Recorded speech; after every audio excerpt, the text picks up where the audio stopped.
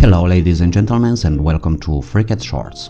A lot of time the need arises to select overlapping geometry.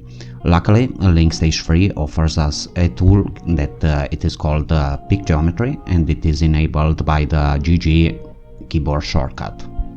In the case of this sketch, if we select this vertex here and this line here, hit the Shift-O keyboard shortcut to make them tangent, you can see that now that the 10mm edge is hidden underneath the bigger line here. If we would like to export this part of the sketch, it becomes really difficult or even impossible to select the geometry underneath the longer edge. So, by hovering with the mouse over the desired geometry, hit the GG shortcut. We will be presented with a pie menu with available geometry. Let's choose edge. Choose the sketch edge 5. And we've selected the hidden geometry. Let's go ahead and select the other edges that we need. And make an export of this part of the sketch. The cool thing about this tool is that it will permit us to select even overlapping constraints. So hover over some constraints, hit the GG shortcut, and we will be presented with the available constraints visible underneath the cursor. Of course, this tool isn't intended only for sketches, so if we close our sketch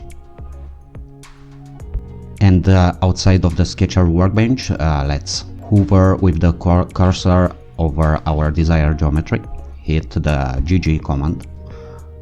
Let's select an edge. I want the edge 5 of our sketch. Continue by selecting the other edges that we need. Hit pad. OK.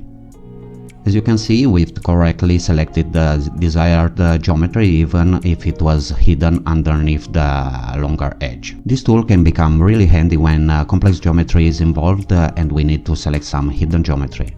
Let's say, for example, that we need to select this hidden face here, and we need to do it in a fast way without hiding the body over it. So let's just hover with the mouse over the desired geometry, hit the GG key. We are presented with options of geometry that can be selected. We want the face, and hovering over the menu items, possible selectable geometry is highlighted. I want to select our face 15.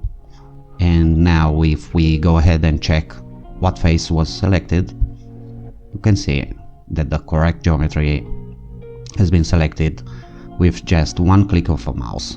Thank you very much for watching this fast feature presentation, and I really hope that I will do a lot more in the future. Cheers to the next one.